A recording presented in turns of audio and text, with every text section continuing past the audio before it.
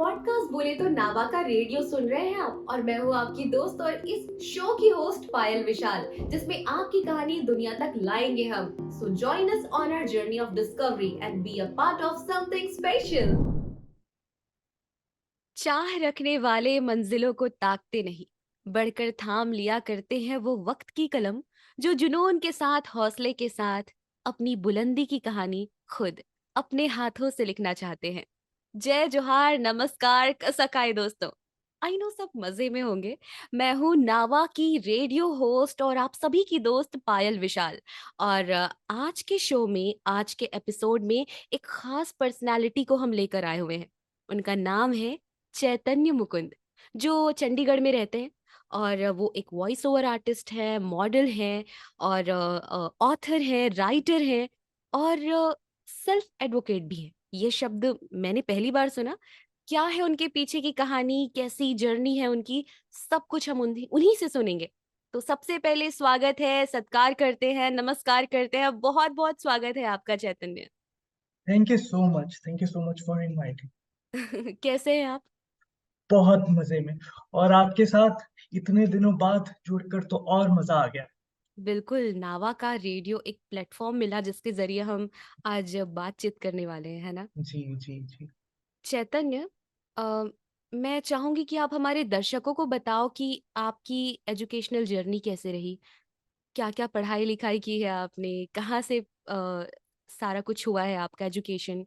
ये बताइए हमारे दर्शकों को तो सबसे पहले। एजुकेशन की अगर हम बात करें तो एजुकेशन मैंने ग्रेजुएशन मास कम्युनिकेशन में की है। ओह! और पोस्ट ग्रेजुएशन भी मैंने मास कम्युनिकेशन में की है। अगर जी। एजुकेशन की हम शुरुआत करें हुँ, हुँ। तो being a person with disability हुँ, मुझे हुँ। काफी चैलेंजेस आए। जी। बहुत से स्कूल मेरी शुरुआती दिनों में हुँ, हुँ। बहुत से स्कूल्स ने मुझे मेरी डिसेबिलिटी के बेसिस पर एडमिशन देने से मना कर दिया बिकॉज उनको लगा कि मैं डिसेबल्ड हूँ और जी। I I could be a slow learner. वो सिर्फ उनकी assumptions थी। हुँ, तो हुँ। चलो ये बहुत सारी रिजेक्शंस काफी सारे स्कूल्स ने मुझे दी। उसके बाद जब एक बार एडमिशन हो भी गई तब भी जी। मेरे चैलेंजेस जो हैं स्कूल में जाने के बाद भी खत्म नहीं हुए। क्योंकि हुँ, क्या होता था, क्योंकि बिकॉज ऑफ माई डिसेबिलिटी हुँ। मेरी राइटिंग थोड़ी स्लो थी। तो मैं अपना क्लास वर्क पूरा नहीं कर पाता था। तो जी। इसी वजह से मेरे नोट्स छूट जाते थे। जैसे कि अगर किसी जो हमारी क्लास टीचर है उन्होंने कुछ ब्लैक बोर्ड पे लिखा तो मेरी स्लो राइटिंग की वजह से मैं उसको कॉपी नहीं कर पाता था समय पे। और मेरे नोट्स छूट जाते थे। फिर मैं अपने जो क्लासमेट्स थे उनसे रिक्वेस्ट करता था कि मुझे अपने नोट्स दे दो, अपनी कॉपीज दे दो। मैं कल या कल जो है अगले दिन आपको नोट्स पूरे करके दे दूंगा। क्योंकि बिकॉज मैं जो क्लास का टाइमिंग था उसमें मैं अपने नोट्स पूरे नहीं कर सकता था, क्योंकि जी। और भी क्लासेस थी साथ साथ। तो मेरे जो जितने भी क्लासमेट्स थे mostly they weren't at all cooperative. बिल्कुल भी कोऑपरेट नहीं करते थे। तो जी। मेरे काफी नोट्स ऐसे छूट गए।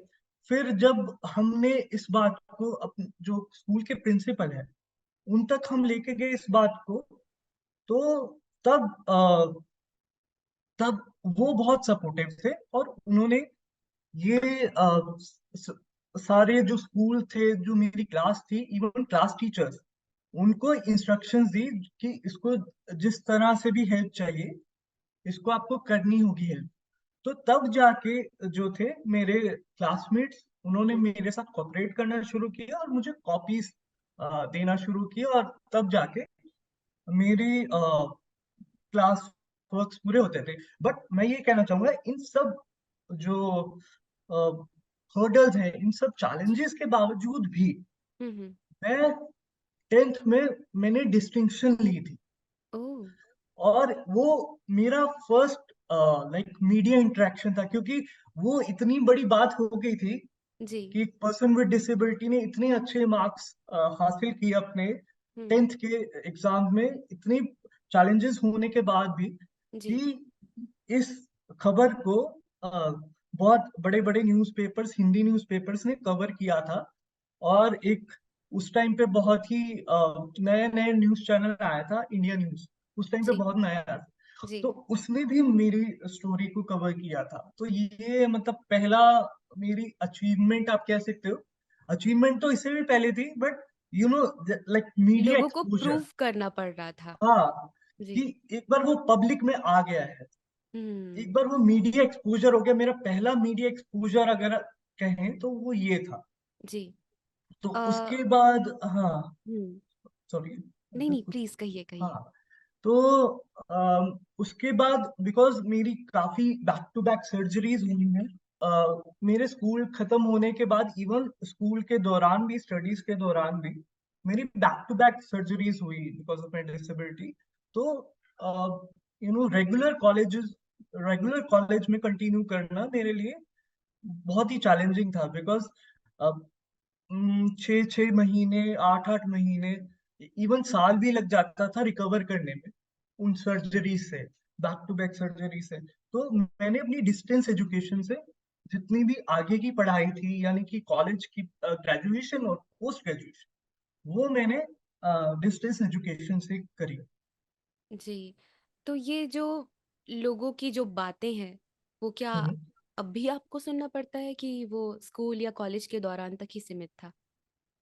नहीं, देखो, वो एक कहावत है ना, जितने लोग उतनी जितने मुंह उतनी बातें। तो हाँ, कुछ तो हाँ, लोग तो कहेंगे, लोगों का काम है कहना, हाँ, तो वही ये भी वही चीज़ है। वही सेम। हाँ, तो लाइक आजकल उतना नहीं सुनना पड़ता, जी। क्योंकि आज का समाज बहुत ही ज्यादा सेंसिटाइज हो गया, उतना नहीं हुआ है, बट हुँ, हुँ, पहले हुँ। के मुकाबले काफी ज्यादा अवेयरनेस आई है जी, डिसेबिलिटी के मुद्दों को लेकर।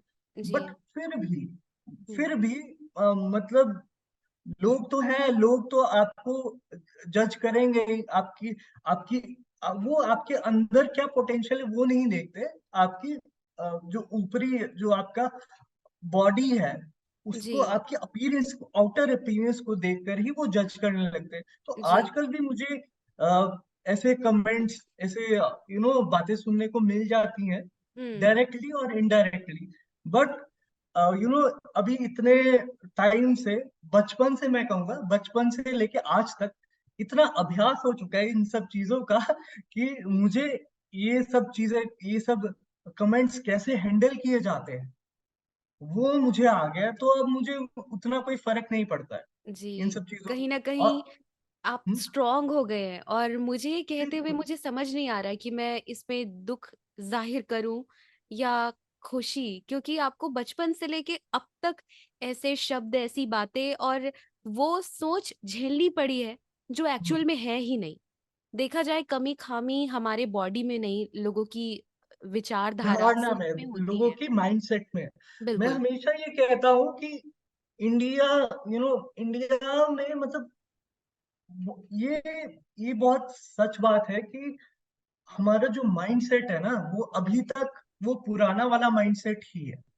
हम हुँ। अभी भी वो पुराने ख्यालात लेकर आगे बढ़ते हैं जिंदगी में। अगर हम आज भी, मुझे बहुत दुख होता है कि आज भी जब मैं मतलब इंस्टा स्टोरीज पढ़ता हूँ, कोई दिव्यांग जो है अपने इंस्टेंसेस शेयर करता है, अपने साथ हुए इंस्टेंस को शेयर करता है कि मैं पब्लिक प्लेस पे जा रहा था और किसी एक पेरेंट ने, नहीं, मैं अपनी बात नहीं बता रहा, मैं एक फ्रेंड की बात बता रहा हूँ, जिसने अपने सोशल मीडिया पे शेयर किया था कि वो एक पब्लिक प्लेस पे जा रहा था और तभी किसी बच्चे ने, छोटे बच्चे ने उसको देखा, और शायद उसने किसी दिव्यांग व्यक्ति को पहली बार देखा होगा।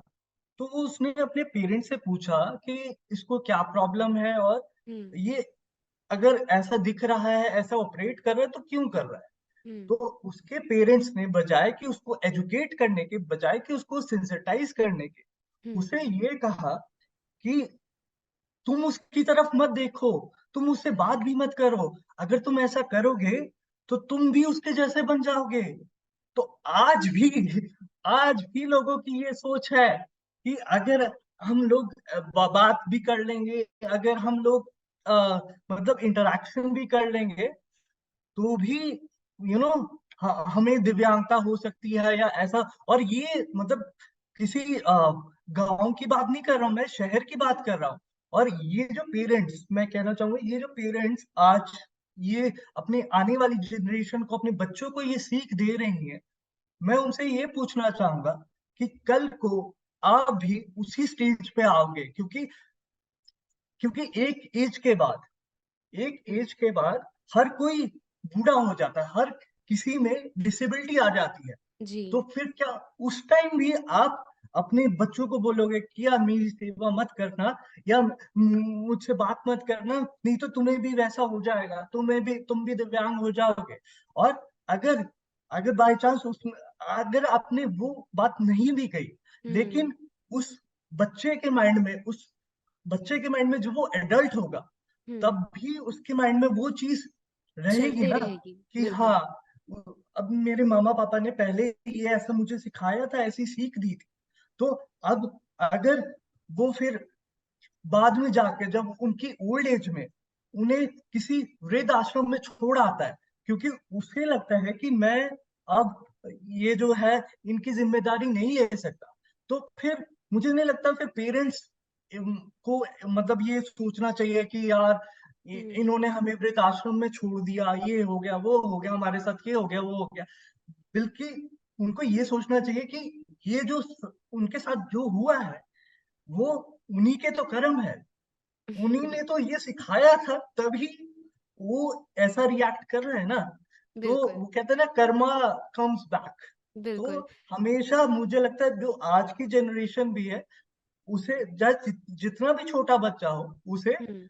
एक एक अच्छे से एजुकेट करना चाहिए कि डिसेबिलिटी क्या है। और इट्स नॉट कि टैबू है कोई चीज, या आपको ऐसे लोगों के पास जाना नहीं चाहिए या मिलना नहीं चाहिए। आप जितना उनके साथ इंटरेक्ट करेंगे, जितना उनको समझेंगे, उतनी ही ज्यादा सोसाइटी इंक्लूसिव होगी। सोसाइटी जो है समाज जो है एम्पैथेटिक होगा। बिल्कुल। और कहीं ना कहीं जो दिव्यांग बच्चे हैं उनकी हम्म, मेंटल हेल्थ के पीछे समाज ही जिम्मेदार बिल्कुल है ना? बिल्कुल। और मैं ये बात इसलिए मतलब पहले मुझे सिर्फ लगता था, हम्म। लेकिन जैसे आपने मेरी इंट्रोडक्शन में भी बताया कि मुझे यूएस जाने का मौका मिला, विदेश जाने का मौका मिला। तो वहां पे भी मुझे ये जो जो मेरा डाउट था वो जी। क्लियर हो गया, वो एक रियलिटी बन गया कि हाँ, हम्म। जो मैं सोचता था वो सच है। जी। क्योंकि वहां पे जो है दिव्यांग लोगों के प्रति इतना मतलब they are non judgmental, those people are very non judgmental और वेरी सपोर्टिव। वो आपकी बाहरी आउटर अपीयरेंस नहीं देखेंगे, उनको सिर्फ आपके पोटेंशियल से मतलब है, आप काम कर सकते हो उससे मतलब है। वो आपकी वो नहीं देखेंगे कि आप व्हीलचेयर यूजर हो या आप वॉकर यूज करते हो, ये कैसे चलते हो, उनको उससे कोई उन सब लेना चीजों से। देना नहीं है। और बल्कि मैं तो देख के हैरान हो गया कि हम्म। वहां पे जो दिव्यांग लोग हैं, जी। वहां वो इतने वाइट कॉलर जॉब कर रहे हैं। बल्कि ओ।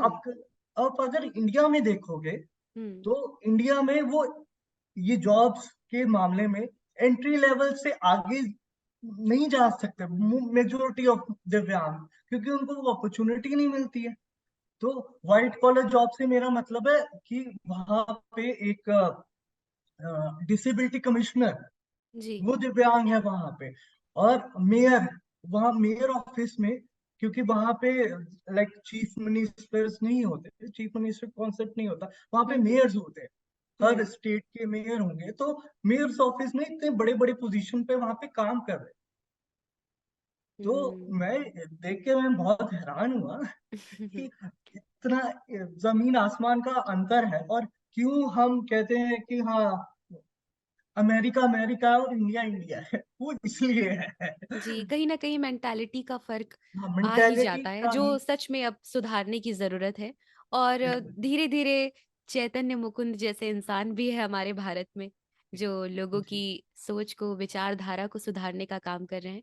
और जी। मेरे ख्याल से आपकी जो स्ट्रॉन्ग थिंकिंग है उसके पीछे कहीं ना कहीं आपके पेरेंट्स, आपके माता पिता का बहुत बड़ा हाथ है। हम्म, तो उनको भी सलाम है, प्रणाम है। नावा का रेडियो वाकई में उनको सलाम करते हैं, और आपको भी प्रणाम करता है कि इतने थैंक यू। हिम्मत के साथ आप वो काम कर रहे हो जो देखा जाए तो दिव्यांगता एक खास, मैं कहूँगी कि ईश्वर का तोहफ़ा है, जो हम्म, आम लोग नहीं कर सकते, वो आप जैसे लोग कर सकते हैं।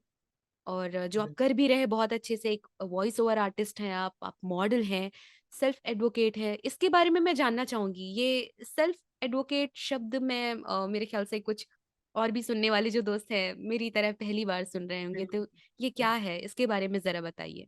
तो सेल्फ एडवोकेट मतलब एडवोकेसी मतलब पैरवी। आप जी। खुद के राइट्स के लिए हुँ, आप हुँ। खुद के राइट्स के लिए लड़ रहे हो, हुँ, समाज में उसके लिए आवाज उठा रहे हो।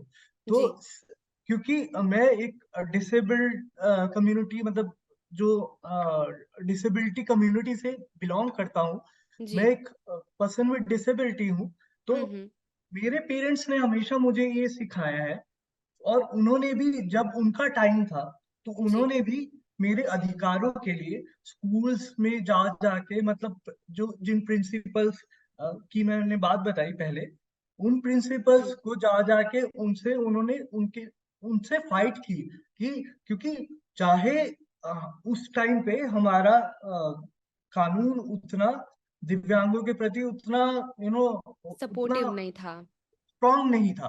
हुँ, लेकिन स्टिल हमारे संविधान में ये लिखा गया है कि आप किसी के कास्ट, क्रीड, सेक्स और डिसेबिलिटी के जी। बेसिस पे किसी को एडमिशन देने एजुकेशनल इंस्टीट्यूट में एडमिशन देने से मना नहीं कर सकते। वो हुँ। संविधान में शुरू से शिक्षा का लिखा हुआ है। अधिकार तो सभी का है, हर एक इंसान हाँ। का है। हुँ, हाँ, तो तभी लोग वो एक्सक्यूज़ेज़ देते थे और डिस्क्रिमिनेट करते थे। आज भी डिस्क्रिमिनेशन मुझे फेस करने को मिलती है, बट वो डिस्क्रिमिनेशन का लेवल मुझे लगता है उम्र के साथ वो डिस्क्रिमिनेशन का लेवल भी बढ़ गया है। अब वो अलग-अलग तरह की डिस्क्रिमिनेशन होती है। तो वही था कि जिस तरह मेरे पेरेंट्स ने मेरे लिए फाइट किया है, जी, उसी तरह उन्होंने भी मुझे ये सिखाया है कि जैसे हमने तुम्हारे लिए फाइट किया, वैसे तुम भी उन खुद लोगों के के लिए लिए। फाइट हुँ, करो, जिनके पास उतने रिसोर्सेज नहीं होते, जिनके पास हुँ। वो वॉइस नहीं है कि वो अपनी बात ऊपर तक गवर्नमेंट ऑफिशियल्स तक पहुंचा सके। जी, तो ये वही मैं कोशिश करता हूँ अपनी बहुत अच्छी बात है ये एडवोकेसी से। चैतन्य, कि आप एक सेल्फ एडवोकेट हैं और अपनी आवाज़ आवाम की आवाज़ बनकर आप आगे बढ़ रहे हैं, और थैंक साथ यू। में आप वॉइस ओवर आर्टिस्ट भी हैं। तो ये आवाज़ की दुनिया में कैसे आना हुआ? आवाज़ तो है आप आवाम की, लेकिन हम्म, देखा जाए तो आप एक कलाकार हैं। आवाज़ की दुनिया में कैसे एंट्री हुई आपकी? जी, मुझे लगता है आवाज की दुनिया से ना मेरा बचपन का नाता है। वो कैसे ओह! मैं बताता हूँ हाँ, कि बचपन में जैसे आपने कहा कि जो दिव्यांग लोग होते हैं, उनमें कुछ अलग ही बात होती है जो बिल्कुल। नॉर्मल लोगों में नहीं होती। तो जी। बचपन में जैसे जो दूसरे बच्चे होते हैं, वो हुँ, हुँ। कार्टून्स क्यों देखते हैं? ताकि उनको मज़ा आए, ताकि वो एंटरटेन हो। जी। मैं उसके लिए तो देखता था, हाँ, हाँ। बट मैं उसके लिए भी देखता था मतलब मेरा एंटरटेनमेंट से ज़्यादा मेरे को रुचि उसमें थी कि जो ये कैरेक्टर्स है, उसके पीछे जो वॉइस है, जी। वो वॉइस वैसी क्यों है? फॉर एग्ज़ाम्पल अगर मिकी माउस जो है, हुँ। वो एक तरीके से बोल रहा है, तो वो वैसे क्यों बोल रहा है? अब जैसे हुँ। गूफी बोलता है, अय्या तो अय्या तो वैसा गूफी क्यों बोल रहा है? उसके हुँ। पीछे का रीज़न क्या है? तो तो यही मुझे लगता है मैं बचपन से लेके आज तक वो वॉइस ओवर की जो कला है, उसको मैं स्टडी करता आ रहा हूँ। जब मुझे पता भी नहीं था इस बारे में, तब भी मतलब मैं इसके सबकॉन्शियसली बारे में इस चीज़ को सोचते थे। मतलब स्टडी करता आ रहा हूँ। फॉर एग्ज़ाम्पल हुँ। अभी एक और एग्ज़ाम्पल देता हूँ, जैसे अगर आप गूफी की वॉइस ले लें हुँ। और स्कूबी डू की वॉइस लें, जी। तो उसको उन दोनों को आप साइड बाय साइड कंपेयर करेंगे, तो आप ये जान पाएँगे आई डोंट नो मैं कितना सही हूँ, कितना गलत, बट जो मेरी ऑब्जर्वेशन है, उस वो ये कहती है कि हुँ। गूफी और स्कूबी डू जी। दोनों की जो स्पीकिंग स्टाइल है, जी। जो टोन है, जो एक पिच है, हुँ, वो हुँ। लगभग सेम है। 19-20 का फर्क है। जैसे अभी गूफी का तो मैंने आपको बता दिया। अब स्कूबी डूबी डू तो सेम 19-20 का फर्क होगा, हम्म। लेकिन लगभग लगभग सेम मुझे लगता है उनकी पिच और टोनैलिटी है। तो ये चीज मुझे तब समझ आ गई थी जब मुझे ये इन सब टेक्निकलिटीज के बारे में पता भी नहीं था। और एक दूसरा एग्जांपल मैं देता हूँ कि जैसे जब मैं मतलब मैंने ये सब देखना शुरू किया था, हिंदी मतलब हॉलीवुड डब्ड मूवीज और हम्म। ये कार्टून्स वगैरह, तब से मैं ये इस चीज को डिफरेंशिएट कर पाया था कि जो टाइटैनिक में जैक की आवाज है और जी। ड्रैगन बॉल जी में गोकू की आवाज है, वो हम्म। सेम है। वो सेम ओह। इंसान ने दी है। इनफैक्ट जो जैकी चैन की आवाज है, काफी टाइम से जैकी चैन की आवाज को देते आ रहे हैं। हम्म। उनका नाम अमर अमर बाबरिया। बाबरिया। अमर बाबरिया। जी। हाँ, तो वो अमर बाबरिया सर जो जैकी चैन की वॉइस देते आ रहे हैं, हम्म। वो एक टाइम पे गोकू की वॉइस भी रह चुके हैं। बहुत कम ओह। लोग ये जानते होंगे कि ड्रैगन बॉल जी में ये अंकुर जवेरी जी की एंट्री से पहले अमर बाबरिया सर गोकू को आवाज देते थे। तो जी। वो चीज मैं उस टाइम पे डिफरेंशिएट कर पाया जब मुझे इन वॉइस ओवर आर्टिस्ट के नाम भी नहीं पता थे। और सबसे इंटरेस्टिंग बात तो ये रही है कि जी। जब मतलब मैं ये कार्टून्स वगैरह बहुत बहुत चाव से देखता था, बहुत डूब के देखता था, हम्म। बहुत इन्वॉल्व होके देखता था। और उस टाइम पे जब मैंने ड्रैगन बॉल जी देखा और मैंने साइड बाय साइड नारुतो देखा। जी। नारुतो तब जो ओरिजिनल वाला नारुतो था, जिसमें संकेत सर ने सास्के की आवाज दी थी। हम्म। तो वो वाला नारुतो जब मैंने देखा, और ड्रैगन बॉल जी तो मैं देख ही रहा था, तो जी। तब तब मुझे ये एहसास हुआ, तब मुझे ये कहीं ना कहीं इंट्यूशन हुई कि ये नारुतो जो है ड्रैगन बॉल जी से कहीं ना कहीं इंस्पायर्ड है, कहीं ना कहीं वो इससे इन्फ्लुएंस है बहुत जगह। हम्म। और अब जाके अब जाके शायद 2-3 दिन पहले ही जो नारुतो के ऑफिशियल क्रिएटर है, जी। उन्होंने ये कंफर्म किया है कि एक्चुअल में नारुतो जो है हेवीली इन्फ्लुएंस्ड है ड्रैगन बॉल जी से। ओह। और इनफैक्ट जो नारुतो का लुक है, जो उसका पूरा ऑरा है, वो हम्म। वो गोकू से इंस्पायर्ड है। तो वो ये सब चीजें मैं तभी फिगर आउट कर चुका था, जब मुझे इन सब चीजों के बारे में उतना पता भी नहीं था। और इसके अलावा मैंने जैसे आप रेडियो में हैं, जी। आपको रेडियो का काफी एक्सपीरियंस है, वैसे ही मेरे फादर भी ऑल इंडिया रेडियो में रह चुके हैं जी। काफी टाइम तक। अब तो वो रिटायर हो गए। काफी जी। टाइम तक वो ऑल इंडिया रेडियो में ही उन्होंने अपना चंडीगढ़ में ही। कार्य किया। तो मेरे को रेडियो में भी बहुत रुचि थी, जी। और अभी भी है, मतलब अभी भी है रुचि, तो अभी भी है, बट अभी वो उतना मौका मिल नहीं पाता। तो इसी जी। रुचि के चलते हम्म। मैंने जो पंजाब यूनिवर्सिटी के ऑफिशियल कम्युनिटी रेडियो है, उसमें जी। मैंने प्रोग्रामिंग एंड रेडियो प्रोडक्शन में इंटर्नशिप कर रखी है। और वहाँ पे ओह। इंटर्नशिप के दौरान हमें ये अ, जो जो ये रेडियो प्रोग्राम्स है, हम्म। वो एडिट करने को दिए जाते थे। तो अच्छा।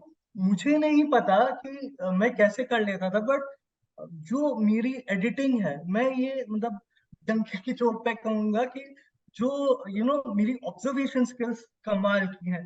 तो यानी कि जो मेरी एडिटिंग स्किल्स थी उस टाइम पे, जो मैं एडिट करता था, जी। तो वो एडिटिंग मेरी सारे इंटर्न्स के मुकाबले सबसे ज्यादा क्लीन होती थी, बहुत हम्म। क्लीन।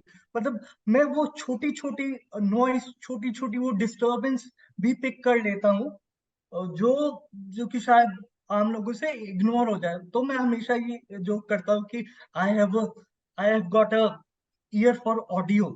ओहो, क्या बात है। तो तो आजकल आजकल भी जब भी मैं कभी अपने वर्क को दिखाता हूँ, जब मैं हम्म। अपनी रिकॉर्डिंग को दिखाता हूँ किसी को, किसी थर्ड पर्सन को, तो हुँ, हमेशा मुझे कॉम्प्लीमेंट मिलता है। उनको पता नहीं होता, हुँ, बट वो हुँ। हमेशा सामने से यही कहते हैं, क्या ये किसी प्रोफेशनल से आपने एडिट कराया है क्या? वो वैसे देखा इतना जाए तो ज्यादा अब क्लीन। आप प्रोफ़ेशनल ही हो गए हैं क्योंकि हाँ, आप अब एडिट करते रहे हैं और अब आप जी वीओ का भी काम करते हैं तो जी आपका जी नॉलेज भी इंक्रीज़ हुआ होगा उसमें। जी जी जी जी। जी, और ये बात ऐसे ही हम समझ सकते हैं कि आपने जो बताया कि नारुतो और ड्रैगन बॉल ज़ी में जो आपने क्या बोलना चाहिए समानता देखी, सिमिलैरिटीज़ देखी, वो वो आपने बचपन में ही सोच लिया था, जो हाँ, वो अब अब जाके कंफर्म हो रही है। हुँ, हुँ, तो मुझे अंदर से इतनी सेटिस्फैक्शन हुई कि मैंने मेरा जो मतलब जो मेरे इंट्यूशन थी वो 101% करेक्ट सही। थी। हुँ, और तो नेश्मा मैम से कैसे जुड़ना हुआ आपका? नीशमा मैम तो जो लाइक हमारे शी इज नावा लाइक हाँ की मैंने कहा कि नेश्मा मैम से कैसे जुड़ना हुआ जो हमारे Neshma academy of acting and voice acting की फाउंडर है? जी जी। नीशमा मैम से तो लाइक बचपन से जैसे सभी वॉइस ओवर आर्टिस्ट के साथ जुड़ा हूँ मैं, जी। मतलब रिमोटली। हुँ, हुँ। अब तो मतलब फिजिकली ऑनलाइन भी मिल चुके हैं, और हम you know person to person क्या कहते हैं उसको, 1 टू 1 इन पर्सन, सॉरी, हाँ, इन पर्सन भी हमारी मीटिंग हो चुकी है।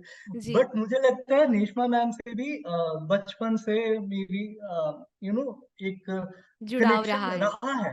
हालांकि हुँ, उनको अब जाके पता लगा, बट कनेक्शन तो मेरा बचपन से रहा। तो जैसे मैंने ये फिगर आउट कर लिया था हुँ, कि हुँ, अंकुर जवेरी की वॉइस कौन से करेक्टर्स में वो देते हैं। हुँ, वैसे हुँ, ही मैं ये भी फिगर आउट कर पाया कि एक टाइम पे जो पोकेमॉन में मिस्टी की वॉइस थी, वो भी उन्होंने एक कुछ छोटे से ड्यूरेशन के लिए वो भी रही है, मिस्टी हुँ, की वॉइस, इवन मे मे की वॉइस, हुँ, और वेल्मा की वॉइस। तो हुँ, मैं वो कोरिलेशन ड्रॉ कर सकता था उस टाइम पे भी।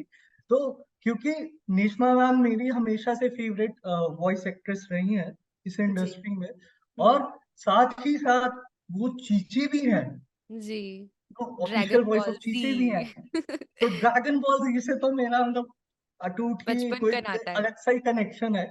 तो इसलिए वो मतलब जब भी, और वो भी मुझे आपके थ्रू, आपके और रेशम ने जो वो किया था एक इंस्टा लाइव, जी, जिसमें आप दोनों आए थे और आपने ये जो कोर्स है निष्पा मैम का कोर्स, बिगनर्स जी, कोर्स, हाँ, हाँ, उसके हाँ, हाँ, बारे में बात की थी। तो जी। तभी मुझे लगा था कि नहीं, मैं किसी और से सीखूं ना सीखूं, मैंने मैम से जरूर सीखना है। तो इसी इसी कारण मैं आया वहां पे, हाँ, मैंने हाँ, ज्वाइन किया जी, निष्मा मैम को, और मुझे काफी क्लैरिटी मिली अपने स्किल्स को लेके।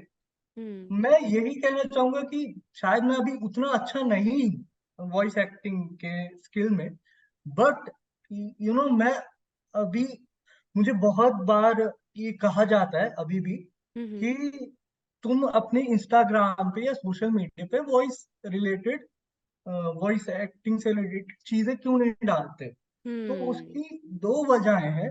जी, एक वजह तो ये है कि अ, मुझे मतलब ओवर द टाइम जो मैंने जितना कुछ सीखा है, और हुँ, जितना मैंने जो voice live session, studio session जो किया था निष्मा हुँ, मैम हुँ, के साथ, हुँ, वो स्टूडियो सेशन करके मुझे ये रियलाइजेशन हुआ।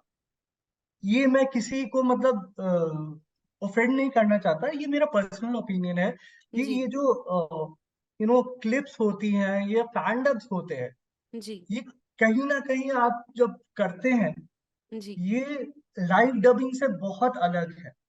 और हुँ, मुझे लगता है कि जब आप क्लिप्स करते हैं, जब आप स्टैंड अप्स करते हैं, हुँ, कहीं ना आप अपने आप को धोखा दे रहे हैं कि हाँ, हुँ, मैं ये कर सकता हूँ, मैं ये कर सकता हूँ, क्योंकि जो आप ये एडिटिंग करते हैं, इवन जो आप डबिंग भी करते हैं, वो हुँ, सब आप एक कंट्रोल्ड एनवायरनमेंट में करते हैं। सब आपको कैसे बोलना है, आपको कब कहाँ पे पॉज लेना है, वो सब आपके कंट्रोल में होता है। आप डिसाइड करते हैं कि आप कैसे करना चाहते हैं। लेकिन जब आप यही, अगर आप रियल इन्वायरमेंट में करें, स्टूडियो में जाए, लाइव डबिंग करें, तो जी, वहां पे चीजें आउट ऑफ कंट्रोल हो जाती हैं। आपको नहीं पता होता कि आप आपका जो आप जो डबिंग कर रहे हो या आप जो एक्सप्रेशन दे रहे हो वो सही बैठ रहा है कि नहीं बैठ रहा। तो बिल्कुल। मुझे ये थोड़ा रियलाइजेशन जब ये हुआ, तो मुझे लगा कि यार मैं अपने आप को इस तरह से अपने आप से झूठ नहीं बोल सकता कि हाँ मैं नो डबिंग मतलब मैं फैन डब्स डाल के अपने, क्योंकि जब आप फैन डब्स भी डालते हैं, जी। मैंने बहुत बार देखा फैन डब्स में भी आप सॉफ्टवेयर की मदद से अपनी हुँ। वॉइस को मॉड्यूलेट कर सकते हैं, वॉइस में इफेक्ट डाल सकते हैं। बट जी। जब आप लाइव डबिंग करेंगे तो उसमें वो इफेक्ट्स वगैरह कुछ नहीं होता। तो मुझे लगता है वो थोड़ा ना आप अपने आप को, मुझे ये पर्सनली झूठा लगता है कि दिलासा देते हैं कहीं कहीं न ना कहीं कहीं। ना आप झूठा दिलासा दे रहे हो कि हाँ। हाँ मैं ये कर सकता हूँ, मैं ये कर सकता हूँ, ये कर सकता हूँ। तो इससे जी। इससे बेटर ये है कि आप अपने क्राफ्ट पे काम करते रहो, साइलेंटली काम करो। मतलब जरूरी नहीं कि आपको ढिंढोरा ही पीटना है कि हाँ मैं ये कर रहा हूँ, मैं वो कर रहा हूँ। साइलेंटली काम करते रहो और एक जब टाइम आए तो एकदम गदर मचा दो। क्या तो बात है!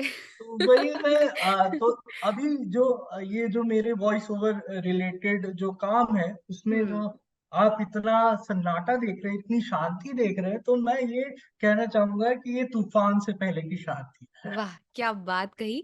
और दोस्तों, वाक़ई में चैतन्य आपने बहुत ही सही और ईमानदारी के साथ ये बात कही, क्योंकि कहीं न कहीं फैन डब्स या हम अपने घर के सेटअप में जो रिकॉर्डिंग करते हैं, डबिंग करते हैं, हम अपने कंफर्ट ज़ोन में रह के करते हैं। कंफर्ट जोन में, हाँ। है ना? और बिल्कुल। वहीं हम अगर स्टूडियो जाते हैं, कोई रिक्वायरमेंट होती है, तो हमको हम्म। पूरा डबिंग डायरेक्टर के अकॉर्डिंग काम करना होता है। उनके दिए गए सलाह को फ़ॉलो करके उसमें अपनी आवाज़ देनी होती है और और ऑन द स्पॉट होता है, on on the the spot spot. होता है। आपको वो सोचने का टाइम नहीं मिलता है कि आप अपने उस कैरेक्टर को कैसे बेटर हुँ, कर सकते हो या किस तरह से आप ज्यादा अच्छा करोगे, तो जो ओरिजिनल वॉइस है उससे आप मैच कर मैच पाओगे। कर पाओगे। सही बात है। हाँ, क्योंकि फैंडम्स में मोस्टली यही होता है कि लोग ट्राई करते हैं कि ओरिजिनल वॉइस से जितना क्लोज हो सके करें। मैंने भी बिल्कुल। ये किया हुआ है, इसलिए आई नो।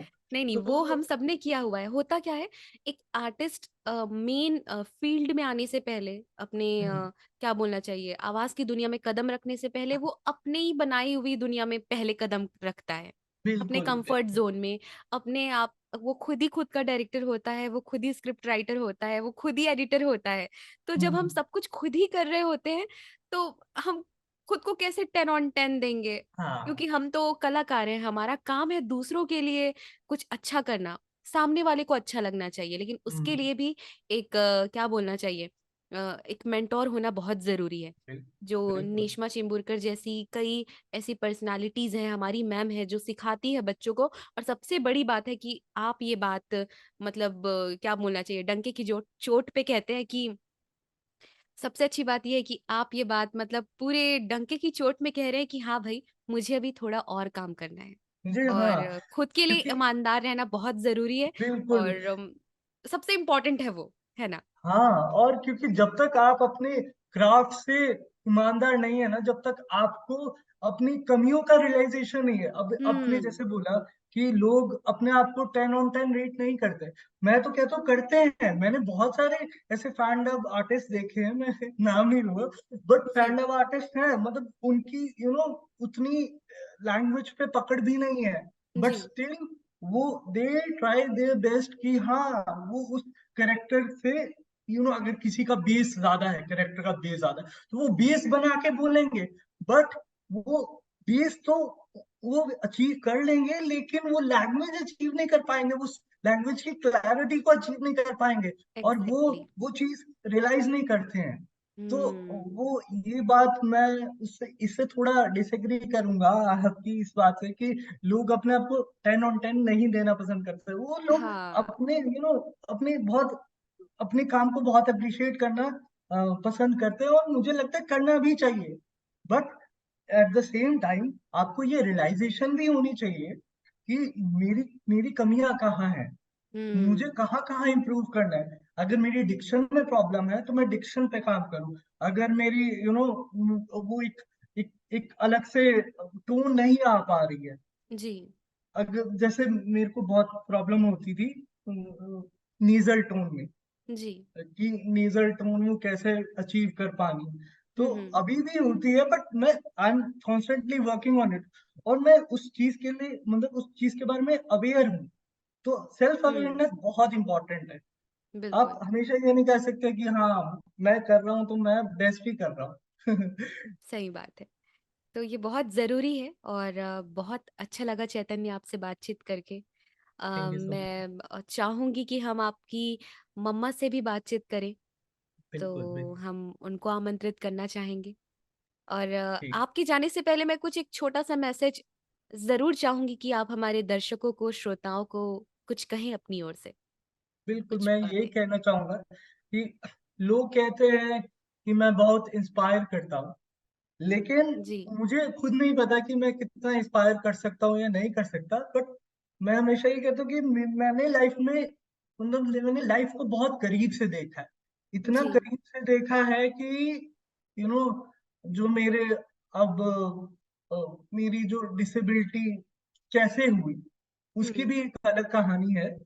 तो जी। वो शायद मामा बताएंगे आपको। बट मेरा मेन मैसेज यही रहेगा कि हुँ। जैसे लोग कहते हैं कि आप अपने लाइफ में बहुत इंस्पायर करते हो हमें, जी। तो और आपने लाइफ में बहुत कुछ अचीव किया। तो मैं ये मानता हूँ कि मेरी जो अचीव मैंने किया है लाइफ में और अभी हुँ। भी मैं कर रहा हूँ, हुँ। उसके पीछे एक ही रीजन है कि अगर आपको लाइफ में कुछ अचीव करना है, तो आपको अपनी वल्नरेबिलिटीज और विक्ट्रीज में हुँ। बैलेंस बना के चलना होगा। यानी कि आप अपनी विक्ट्री से इतना ज्यादा ओवरवेलमिंग नहीं हो सकते हो कि हुँ। भाई मैं तो बहुत ऊपर तक पहुंच गया, मैं तो ये कर दिया, मैं वो कर दिया। तो आप इतना ज्यादा अपनी विक्ट्री से कंज्यूम्ड हो जाते हो कि आगे की जो गोल है, जो जी। आपका नेक्स्ट गोल है, उसका फोकस ही आप लूज कर जाते हो। तो वो भी हुँ। नहीं करना है।